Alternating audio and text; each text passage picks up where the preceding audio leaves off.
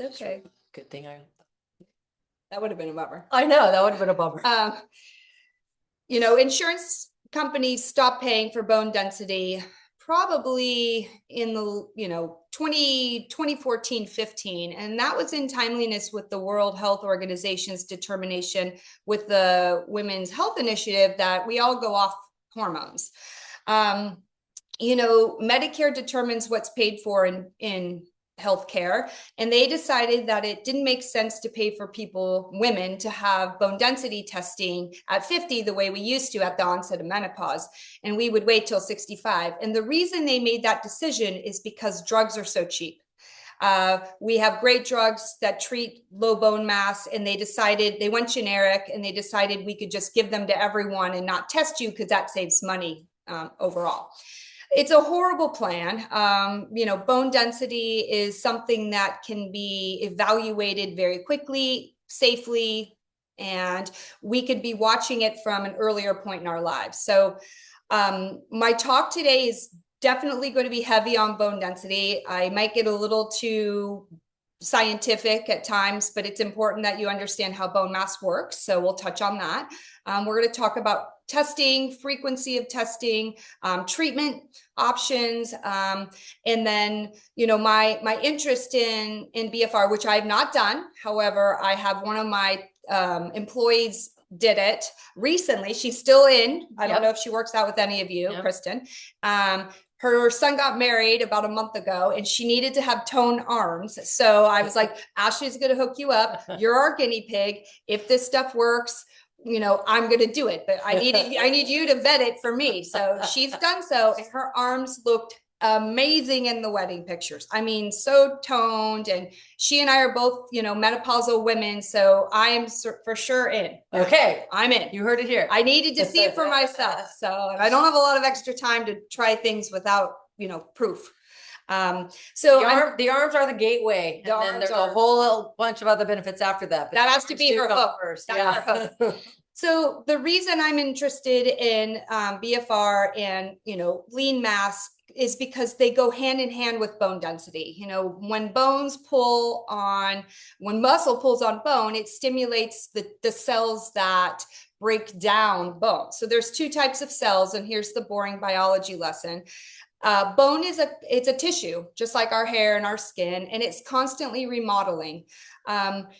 We are acquiring bone mass or strength of bone until we're only about 20, 25. No one's aware that it ends that soon. And the process of bone remodeling is there's these osteoblasts they build, they're the contractors, and then there's these osteoclasts that are the demo guys, and they come in and break it down, and the builders build it back up, and there's this constant remodeling effect, just like remodeling your home. The problem after the age of 40 is that the building guys, the contractors, become lazy and inefficient. They just don't do very well. And the demo guys seem to get a whole burst of energy, and they're just eating away. And here the builders are down here, and we have this incredible imbalance. And that is how we lose bone so quickly, is because everyone has a different imbalance. Smaller people tend to have a greater imbalance. Bones respond to weight resistance. So that said, there are very few 300 plus pound people with low bone mass because their bones are constantly carrying 300 pounds. The 140 pound person their bones aren't getting that same message. So this is not an argument to gain 300 pounds. Their joints are horrible, osteoarthritis, and the surface of the bones wears out, and they're going to have heart disease. So there are a lot of arguments for not being 300 pounds that I'm sure everyone's aware of. But for bone density, this is a smaller person's problem. Now, add the females. Women tend to lose bone mass sooner than men because estrogen and bone density go hand in hand. Bones love estrogen. They also love testosterone. Men make their sex hormone for 20 years beyond the date that we make sex hormones. So this is more evident in women than it is in men. However, every day, we see 100 people here a week on a DEXA machine doing body composition on very unsuspecting men who didn't come here to know what their bone density was, and left here freaking out because their bone density is low. Low body fat in very athletic men tend to have lower testosterone levels earlier, and they experience a low bone density issue, and they're completely unsuspecting. So bone density is something related to our age, our hormone levels, our weight, our exercise levels. All of these things are a package. So knowing your bone density sooner is very important. Did anyone see 60 Minutes on Sunday? Dr. Peter Attia was on. It was a segment. Peter Attia is a Stanford trained physician. He's a fascinating guy. He's Canadian. But he was working at Johns Hopkins as a cancer surgeon. And this was 25 years ago, and he decided he was tired of treating sick people and wanted to get more in the longevity space. He believes that there are certain metrics that are critical to measuring longevity, and VO2 max is one of them.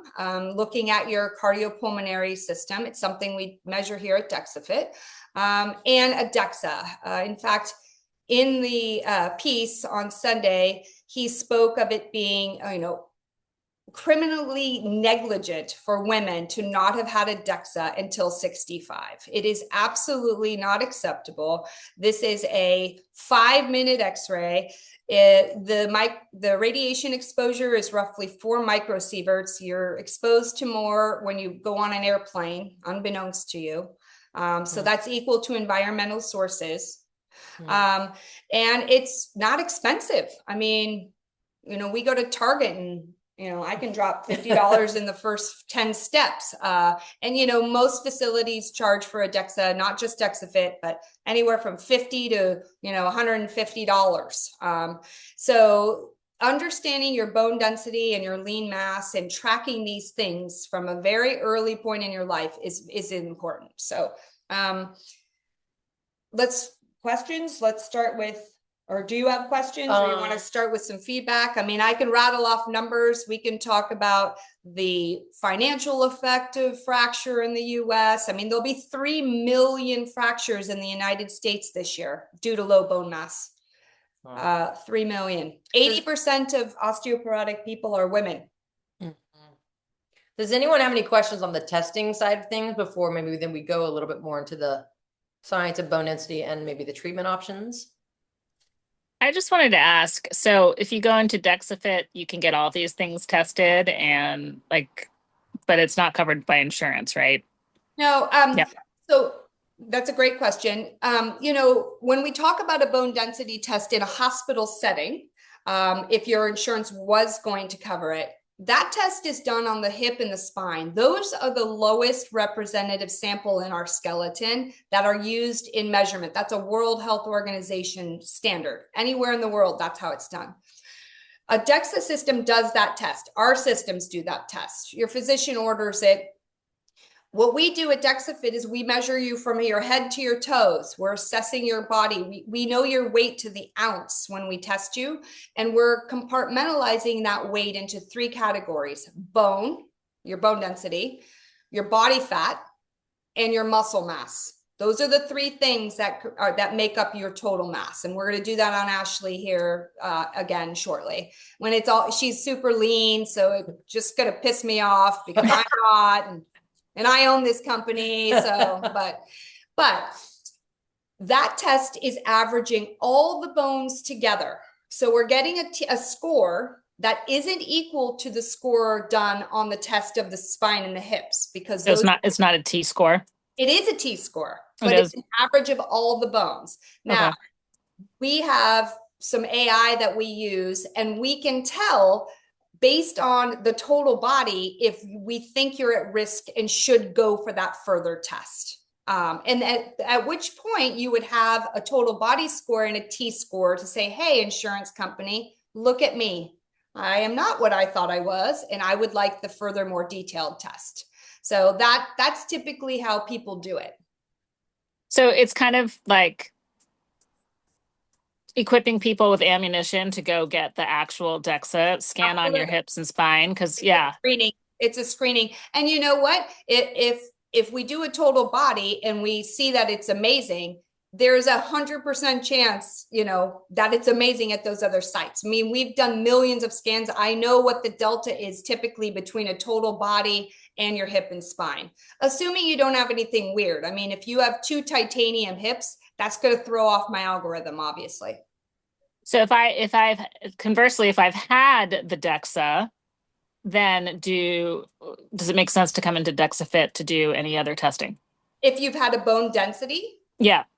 unless you're interested in understanding your body's composition, which is the percentage of fat and lean mass ratio, and how BFR or any other type of working out or nutrition impacts that change. I recently did a documentary with Stanford on Netflix called "You Are What You Eat." It won an Emmy. It won an Emmy last week. Last week it won an Emmy. So that was congrats. Thank you. But the premise of that piece, and it was a study done on identical twins at Stanford with Dr. Chris Gardner. It's certainly shot from a very vegan propaganda angle. I am not a vegan. I am just one of the scientists in the piece. So, everybody eat meat. Don't, that's not, I'm not saying don't eat meat. But that piece looked at identical twins, and we gave them the food. We had them working out, and many of them lost weight. There's a lovely pair of twins that are local here in the Bay Area. One's a teacher at St. Francis. She lost 10 pounds and was elated at the 12-week reveal that we filmed for this documentary, and 8 of it was muscle. She's fatter now than she was 10 pounds ago. That's when they deemed me the destroyer of dreams on TV, which my kids are humiliated still. But that's important. That data tells us that nutrition, that working out isn't okay. It doesn't work for her. And it's different for everyone on this call. So what DEXA allows in terms of body composition testing is looking at those things, quarterly, biannually, when you're making an effort. If you're doing something and you want to know that it's, Ashley, it's got your muscle going up and your fat going down, or sort of this directional change. That's important because the scale isn't going to tell you that. So there are other things that we do here. We also test metabolic rate using Mayo Clinic research equipment here. We can tell you to the calorie what you need to be putting in your mouth to lose fat and to keep the muscle that Ashley's helping you make. So there are other services here, but bone density is really the one that we were focusing on. Yeah, and I'll just say my experience with DEXA scans I've had before is they do go a lot of details. So you get your visceral fat as well as your body fat, which is really helpful to know. And I've noticed my body fat stayed about the same, but my visceral fat went down after using BFR for a while. So that was pretty interesting because visceral fat is kind of the most important one from a health standpoint. And then you can even look at muscle mass in your right arm versus your left arm. And like I had a hip replacement. So I was curious, was I able to build back my muscle, my right leg, because it had atrophied. So you can even get granular in that way if you want, but it also gives your kind of the averages as well. So yeah. Linda has a question. After having your 65-year-old bone density resulting in osteopenia, where to take it from here? Yeah. Okay. So it's a great question. Segue, So, so there's 3 diagnostic categories when we talk about bone density.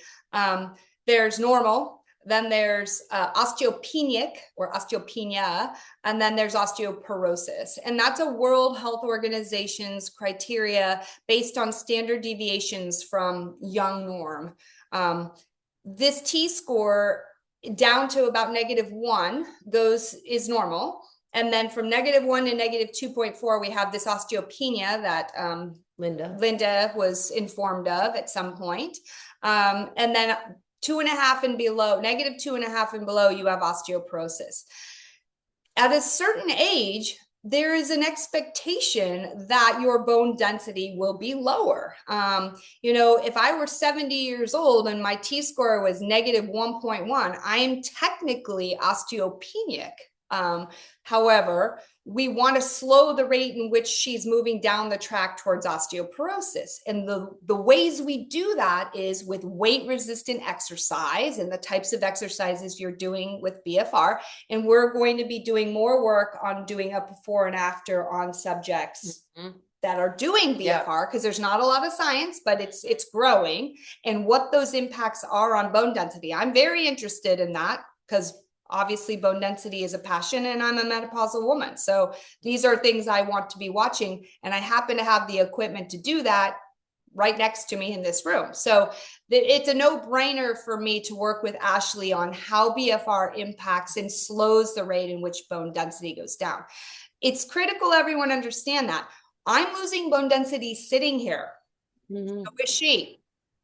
She might be losing it slower than me because she has more lean mass than me. And there are many factors, but that's reality. We're all on this call losing bone density sitting here, and muscle mass. I mean, I hate to be so doom and gloom, but that's reality. So all the things we're doing when we exercise is reducing the rate in which we lose muscle and we lose bone. You know, there is pharmacologic intervention that can be done to make bone go the other direction, but that's drugs. So the natural ways are adequate amounts of calcium and vitamin D and weight resistant exercises. Obviously, excessive alcohol and smoking are horrible for your bones, but there are other things that we just can't change, like heredity. You know, if you have a mother or a grandmother who became shorter with age and became kyphotic and has a dowager's hump or broke a hip or their wrist, that is an indication and a strike against you that you should be evaluated. And the sooner the better, because it's easy. I have a question. Ashley, I remember you told me way back when, this is probably 15 years ago, we were talking about bone density, and you said something about the fact, I mean, I was a gymnast growing up, I was a distance runner, that there's a factor of your bone density that has to do with sort of how you develop bone density over time before you hit menopause, and then what happens later. Just in general, what does the research say about that? Is that a big factor, or is it like regardless I know we need to look at it anyways, but does that help you? You develop your bone density kind of in your adolescent years, and I think like Amy said, you stop developing it around 20-25. So the more active you are as a kid, so any of you that have kids or grandkids, especially girls, the more active they can be in those growing years, the better off their bone density is going to be long term.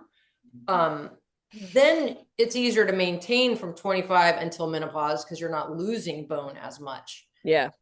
Post-menopause or perimenopause into menopause is when women often get a decline in bone. Yeah. Is that accurate? Well, that's a great point. It's important to remember that, you know, we're all acquiring till about 2025, and then we're all being compared to this sort of epitome, and that's what a T-score is. It's in standard deviations from this sort of epitome of bone health at 30. Now, we didn't measure everyone at 30. So we don't really know what that looks like for each individual, right? Some people at 30 start at just normal. Some people start at this great, you know, the 300-pound person at 30, their T-score is positive 4.8. The likelihood in their lifetime that they'll go from positive 4.8 all the way down the train tracks to negative 2.5 is almost impossible. I mean, they might die of heart disease, but they're never going to die of an osteoporotic fracture. And that's important. So understanding where you are starting, I mean, we can't do it at 30 because there's no one on this call that's 30. But if we did it at 40 or 50 or 60, if you've not done it, we need to know where you are, because then if we look at you again in a year or two, we can annualize and say, ooh, so, you know, Kate, you're losing, you're not doing what all of us are doing, which is 3 to 5% loss per year for a menopausal woman. You're losing at 7%. So that means if we just do some simple math, if you live to 95, you're going to break a hip. Like, we can do that math. It's very straightforward data. But if you don't have that baseline, you have nothing. Well, and also, for me, it's like, get the baseline. Yeah. especially for the people on this call, and we're doing BFR, which is, I mean, there's actually a lot of science on BFR. The bone density science is still coming around. There was a recent study, a meta-analysis on this year, 2025, on people over 50 BFR and heavy lifting, and it showed that BFR was as effective as heavy lifting for bone density. So I'd be curious if you've seen that or have you looked at that. But my point was going to be like, I think the point of testing is then try things and then see what's working. The thing with bone, it takes a long time to change. So, you know, follow-up test, 6 months would be the soonest for bone. Other, you know, body fat or lean muscle, it could be quicker than that, but bone, 6 months to a year is probably, how often do you? Yeah, you know, 6 months is even pushing it. I mean, I think, you know, bone is a tissue that evolves. I mean, I know we're talking about how it goes down quickly, but in terms of tracking, you know, I don't like to really consider it, you know, in less than a year, like those changes. Bone is constantly remodeling. So it's fascinating to see how it goes up and down if I look at it more often than that, but that's not very good diagnostic data. So I think if you were only looking for bone density, you would never look sooner than 1 year. I think there's a question here. Thoughts on big pharma, bone building drugs, someone with a relatively low T-score. So she's negative 3.2 at her spine, and it was previously negative 2.4. So negative 2.4 is in that severe osteopenic diagnostic window, but negative 3.2 is osteoporotic. So, you know, a few things. When our bone density gets to a certain point, the idea of slowing the rate in which we're losing is still very important, critical, but it is not, you know, no amount of BFR or calcium or vitamin D is going to make that negative 3.2, you know, go up the train tracks towards a normal value, unfortunately. And there are points in the bone density sort of scenario where pharmacologic intervention is critical.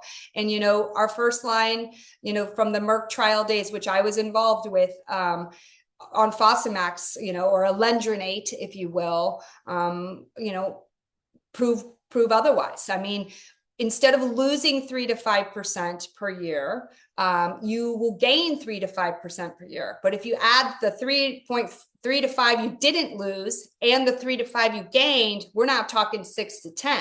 So that's a very impactful return on these drugs. I mean, I'd hate that we'd have to take them, but in some cases we need medicine. So I think they're safe.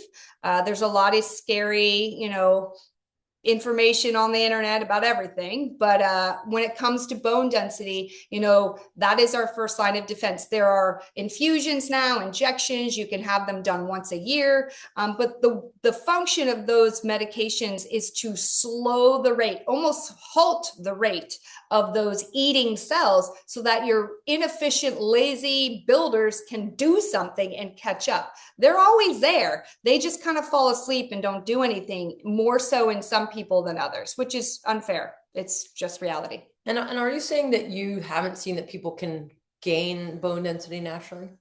You know, exercise and I have seen people gain bone density naturally. The rate is very minimal and it's a long process, but it can be done. Now, in someone that's, you know, not that deficient, I think that's a fantastic way to continue to improve. But if you're in a situation where your T-score is, you know, -4, and I'm worried that you're going to break, you know, have a compression fracture getting a 5-pound bag of sugar out of the cabinet in your kitchen, I take the drugs.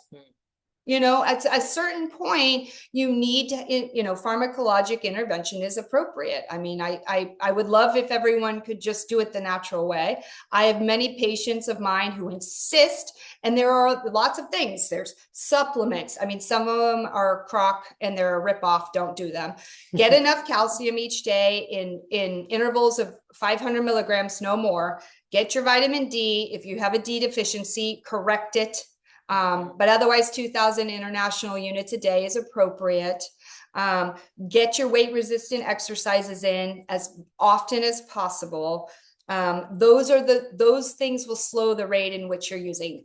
There's even Osteo Boost now. The FDA just approved a product that you wear around your waist, and it vibrates and is proven to improve bone density or slow the rate in which you're losing. So there are alternatives, but in some cases, drugs are necessary. So on that, do you feel that if your T-score is negative 2.8, how do you feel about that related to? Depends on the age, but I'm leaning towards drugs. I mean, again, a hip fracture will kill you. It can kill you. I mean, it is, no one thinks of osteoporosis as a deadly disease, but it is. Hip fractures, they can kill you. So I think it's really important that you would consider drugs, at least to a corrective point, and then get back onto the maintenance game. The one thing I've heard recently we talk about bone density is bone density obviously is a crucial factor in terms of breaks and having fractures. Yeah. But that part of that is the more muscle mass you have, the more fit you are, the better balance you have. That's also reducing your risk of fracture because you're unlikely, you have more control. Even if you do fall, you have more kind of cushion around the bone. And so I think that's just something for people to realize if they do have a low number, keeping all those other things healthy is going to be a huge positive. Again, the reason we're having this, conversation is because all of these things go hand in hand. The lean mass is critical to the bone density. The test that I'm going to perform on Ashley later using Proteus is a really new sort of longevity metric testing power. She can have all the muscle in the world, but what is her reaction time if she trips and falls to stop and catch herself? So just because you have a lot of lean mass doesn't mean it's usable firing muscle. And this is another thing that we're able to test now and then correct should it be a problem. So these are all important things that should be measured, and it's easy to do. How often does the medical field recommend testing after you've had tested at 65?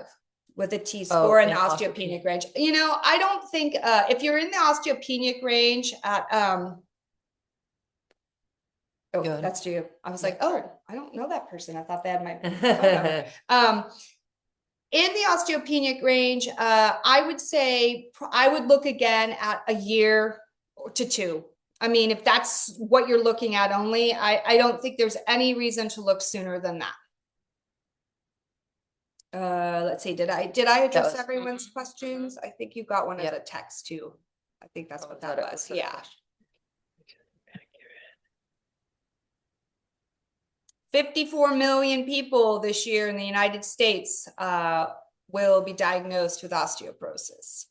It is a really big problem. And again, because it's not associated with any feeling at all, no pain at all, until you break something, naturally, that's painful. This is why it's a silent disease. You will never know you have weak bone.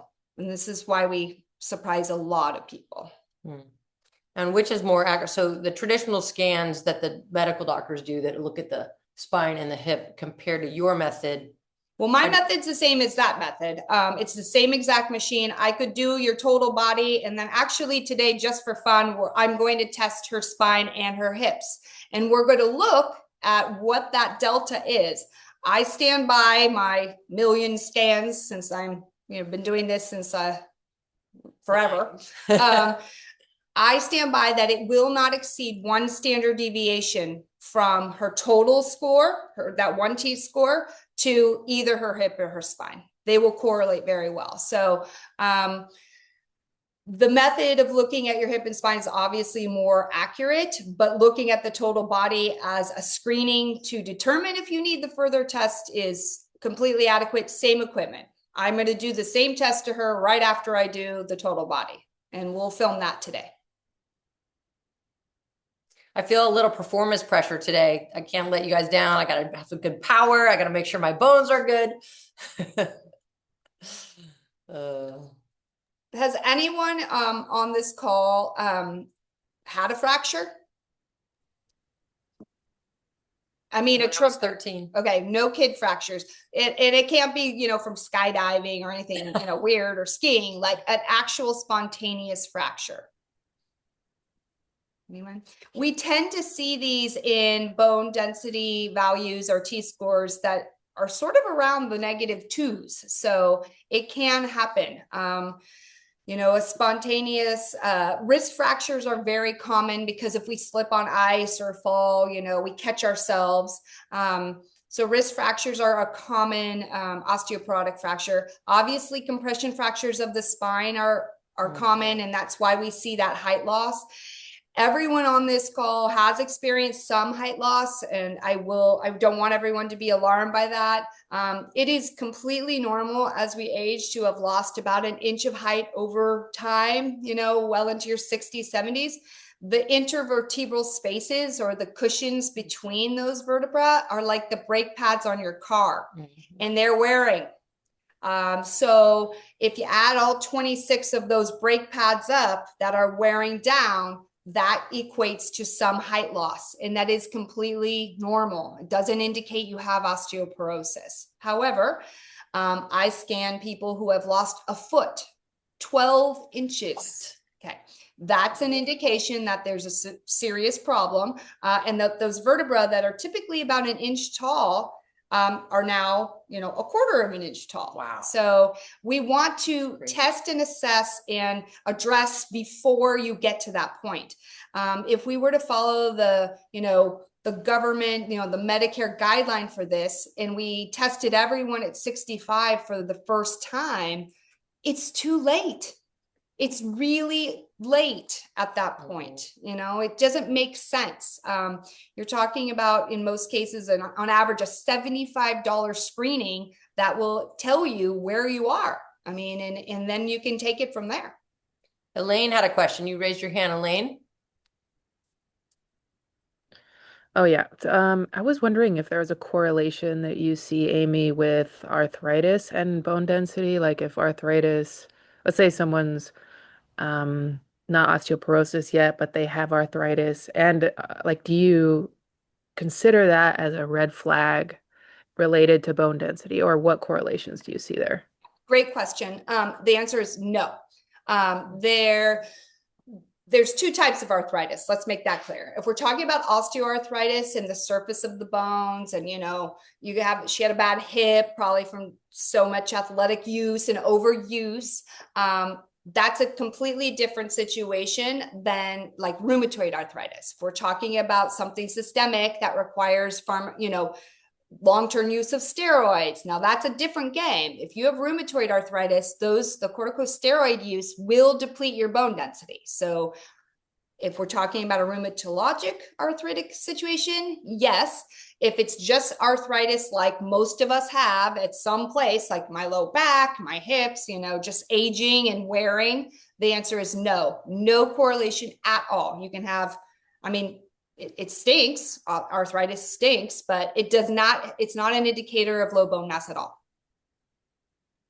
Okay, and does the support that we do for maintaining bone density or improving it actually support or impact arthritis in a better way too? Are the benefits? Absolutely. Yeah. Any exercise that, stimulates bone tissue is making more muscle. It's creating more of a stable environment.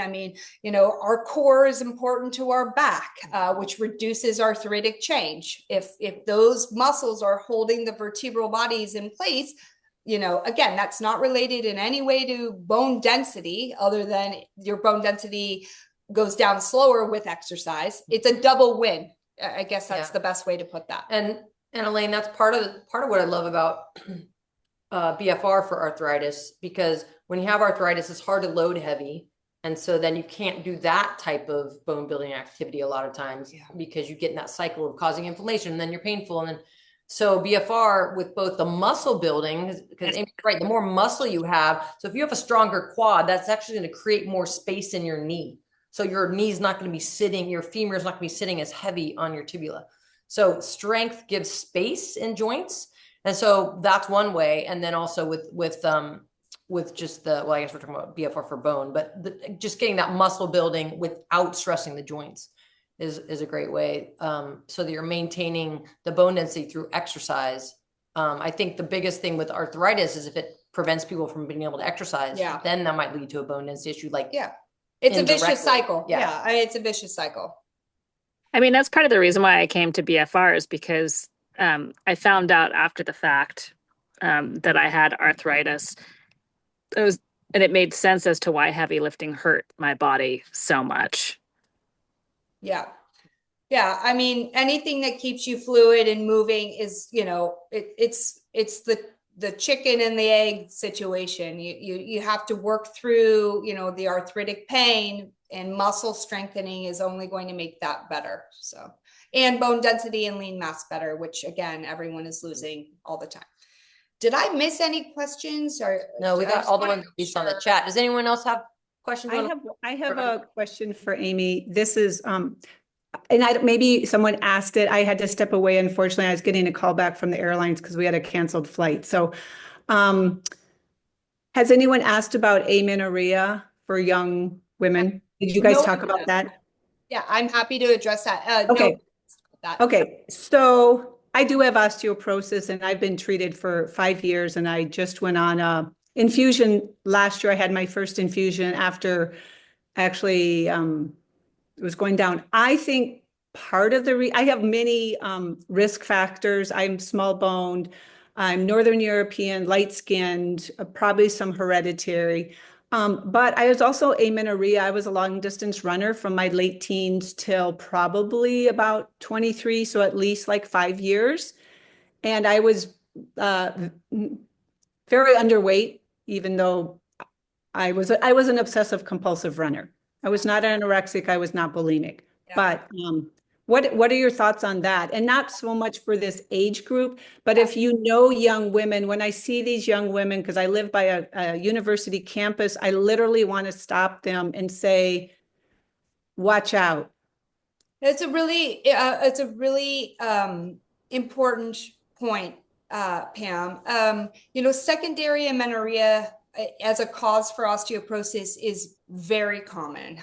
Low body fat is one of the causes of secondary amenorrhea. We see a lot of this in the ballerina space. They really work hard to stay very petite and tiny. And obviously, when you don't have a period, it's the same as being menopausal. Right. As pleasant as that is for you as a runner when you're, 15, I know that I sure would have loved the idea of that, but it's super duper unhealthy. And you're right. I think that if you have, children or grandchildren, it's really important that they understand that those are the only acquisition years, and it's not something we talk about in that age group either. Are they getting adequate calcium? Are they exercising, or do they have enough body fat? Are their hormones appropriate? And that's exactly what the issue with amenorrhea is. So we do see that in really extreme athletes, and it's a problem. It's a big problem, and it's certainly one of the key factors. Unfortunately, some of those other hereditary issues are also factors for you personally, but even more the reason why you need to stay on top of your game with your lean mass and doing all the other things. So, great question. Thank you. Any others? What do you think, guys? We got about a couple more minutes if then anyone else has a question. And again, I am available. I'm happy to take questions via email after this call, should you come up with something. That's it. I wanted to ask where you're located, and is DexaFit a chain? Yeah, it's a franchise model. Started in 2014. San Carlos is one of the first locations. It was here in Chicago, and I think we're up to like 70 offices now across the country in 5 countries now. Wow, this is really awesome. Thank you, Amy and Sally, so much for this. It's continues to be mind-blowing, right? Everything that we're starting to know. But I'm just curious, starting in 2014, and now, we're like a little over a decade after you started. What progress have you seen? What are you most excited about? Like what lights the passion fire with what's happening right now? I think I think the most exciting change for me is just progress in the testing space, in the longevity space, and in the menopause space. I mean, we're talking about it more.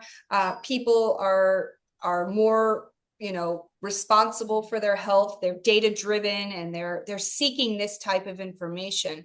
When I started this company in 2014, I could have walked into, a huge gym and said, "Hey, anyone want a DEXA?" And they would have looked at me like, I have a horn, growing out of my head. No one knew what that was or why they would want or need that. Now it's pretty mainstream. I mean, it's on 60 Minutes. Yeah. I'm on a Netflix documentary. I mean, these are things that are progressing, and these are tools. They're simple, easy, inexpensive, safe tools that I think people should be utilizing. So that's probably the biggest change, and it's the one that makes me the most excited. And speaking about the menopause space, what are your thoughts on HRT for bone density?